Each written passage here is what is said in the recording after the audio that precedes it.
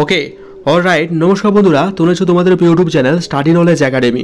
একটা গুরুত্বপূর্ণ update, clerkship পরীক্ষায় কিন্তু ফুড এসআইয়ের মতো একাধিক ক্যান্ডিডেট দুর্নীতির অভিযোগে কিন্তু ধরা পড়লো এবং মোবাইল ব্যবহারের জন্য তাদের কিন্তু ধরা পড়লো এবং তারা কোথাকার বাসিন্দা এবং সেই নিয়ে একটা গুরুত্বপূর্ণ আর্টিকেল প্রকাশিত হয়েছে। সেখানে বলা হয়েছে কজনকে অ্যারেস্ট করেছে পুলিশ এবং কি অসঙ্গত পদ্ধতি তারা ইউজ করেছে এক্সামের জন্য, সমস্ত কিছু আর্টিকেলে প্রকাশিত হয়ে গেছে। তবে কি এরকমের কোনো এক্সাম হওয়ার কোনো প্রবাবিলিটি, তো সেটা আলোচনা করবো আজকের ভিডিওর মাধ্যমে। কাজে ভিডিওটা অত্যন্ত ইম্পর্টেন্ট, স্পেশালি তোমরা যারা ক্লার্কশিপ এক্সাম দিলে এবং রেজাল্টের জন্য অপেক্ষা করছো তাদের জন্য ভিডিওটা অত্যন্ত ইম্পর্টেন্ট। তাই স্কিপ না করে শেষ পর্যন্ত দেখো, কথাগুলো মন দিয়ে শোনো, আশা করি একটু হলেও উপকারে আসবে। ভিডিও শুরু করার আগে প্রথমত এবার রিকোয়েস্ট, তোমরা যারা টেলিগ্রাম চ্যানেলে যুক্ত হওনি, লিঙ্কে তার ডেসক্রিপশন ডু জয়েন নাও, কারণ ছোটো বড় যে আপডেটগুলো সেটা আমরা টেলিগ্রাম চ্যানেলে প্রথম প্রোভাইড করে রাখছি। তো I request you to join our Telegram group. আর সব থেকে যেটা বড় আপডেট, তোমরা হচ্ছে চ্যানেলটা অনেকে সাবস্ক্রাইব করোনি, তো রিকোয়েস্ট করবো তোমরা কিন্তু চ্যানেলটা সাবস্ক্রাইব করে দিও, কারণ এরকম ছোটো বড় আপডেটগুলো সবার প্রথম আমরা কিন্তু টেলিগ্রাম চ্যানেলে প্রোভাইড করে রাখি। তো চলো, আজকে আর্টিকেলে কি প্রকাশিত হয়েছে তোমরা প্রত্যেকে জানো। রাজ্য জুড়ে 16 এবং 17 তারিখে দুটো তারিখে টোটাল 4টা শিফটে পিএসসি ক্লার্কশিপের এক্সাম কন্ডাক্টিত হলো। ইতিমধ্যে তোমরা দেখেছো কোশ্চেনের যে স্ট্যান্ডার্ড লেভেল বা কোশ্চেনের যে প্রায়োরিটি এবার দিয়েছে পিএসসি, এবারে তাদেরকে অসংখ্য ধন্যবাদ। এবং তারা বেশিরভাগ ক্ষেত্রে প্রতিটা সেন্টারে চেষ্টা করছে কড়া নিরাপত্তার জন্য। তাও কিছু ক্ষেত্রে হয়তো ফুড এসআইয়ের মতো ক্লার্কশিপেও কতজন ক্যান্ডিডেট ধরা পড়েছে সেই নিয়ে একটা আর্টিকেল প্রকাশিত হয়ে গেছে। সেই আর্টিকেলটা টেলিগ্রাম চ্যানেলে প্রোভাইড করে দিয়েছি, যারা যুক্ত আছে তারা তো অবশ্যই পড়ে নিছো, যারা যুক্ত না অবশ্যই যুক্ত হয়ে যাও। তো চলো কি বলা হয়েছে একটু দেখে নিই। অ্যাজ ইউ সি, তোমরা দেখতেই পাচ্ছ যে পরীক্ষায় মোবাইল ব্যবহারের অভিযোগে ইংলিশ বাজার ও রায়গঞ্জে ধৃত 20। তো ক্লার্কশিপ এটা হচ্ছে, আমি তোমাদের তার আগে একটা জিনিস দেখিয়েছি, এটা হচ্ছে পিএসসি ক্লার্কশিপ যে এক্সামটা কন্ডাক্ট হলো 17 এবং 17 তারিখে, এটা হচ্ছে 16 তারিখের ঘটনা। সেটা কোথাকার কি বলা হয়েছে আর্টিকেলে পড়ে নেবো, ঠিক আছে। এখানে বলা হয়েছে, দেখতে পেয়েছো যে পরীক্ষায় মোবাইল ব্যবহারের অভিযোগে ইংলিশ বাজার রায়গঞ্জে ধৃত 20। সংবাদপত্র মালদাহ। পাবলিক সার্ভিস কমিশনের করণীয় নিয়োগের পরীক্ষায় সময় বেআইনি মোবাইল ফোন ব্যবহারের চেষ্টার অভিযোগে ধৃত মোট 19 জনকে গ্রেপ্তার করলো ইংলিশ বাজার থানার পুলিশ। এটা হচ্ছে তোমার মালদার ঘটনা। ইংলিশ বাজার থানা দেখতে পাচ্ছ 19 জনকে কিন্তু পুলিশ গ্রেপ্তার করেছে। সেই সূত্রে পাবলিক সার্ভিস কমিশনের নিয়োগের পরীক্ষার বেআইনি মোবাইল করে ধৃতদের মধ্যে 14 জন পুরুষ এবং 5 জন মহিলা।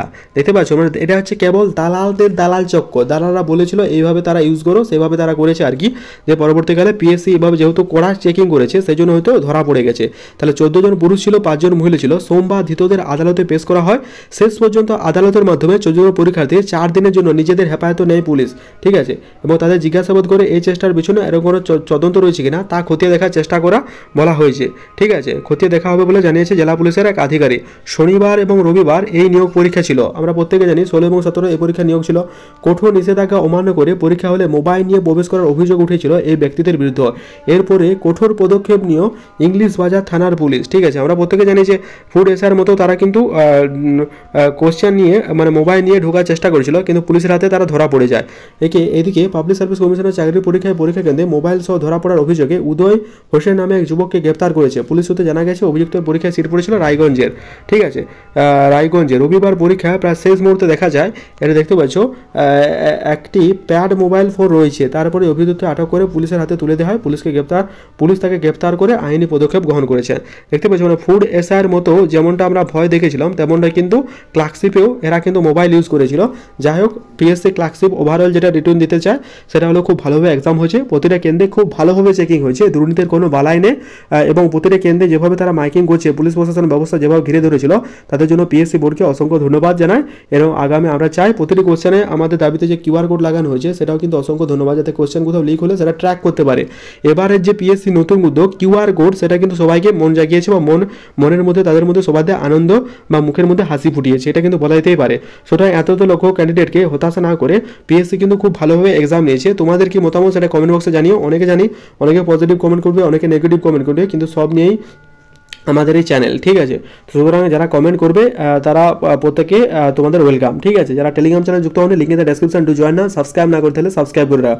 হ্যাঁ, পিএসসি এবার চাই আমরা এই রাজ্য জুড়ে আমাদের সিবিডি পরীক্ষা হলে সব থেকে ভালো হতো, যেখানে যদি বায়োমেট্রিক সিস্টেমটা অন করা হতো তাহলে হয়তো আরও ব্যাপারটাকে এড়ানো সহজ হতো, ঠিক আছে। বাকি সমস্ত কিছু আপডেট আমি চ্যানেলের মাধ্যমে প্রোভাইড করে দেবো টাইম টু টাইম আপডেট করে চ্যানেল সাবস্ক্রাইব করে আমাদের পাশে থাকুন। ধন্যবাদ, দেখা হচ্ছে পরবর্তীতে। Thank you very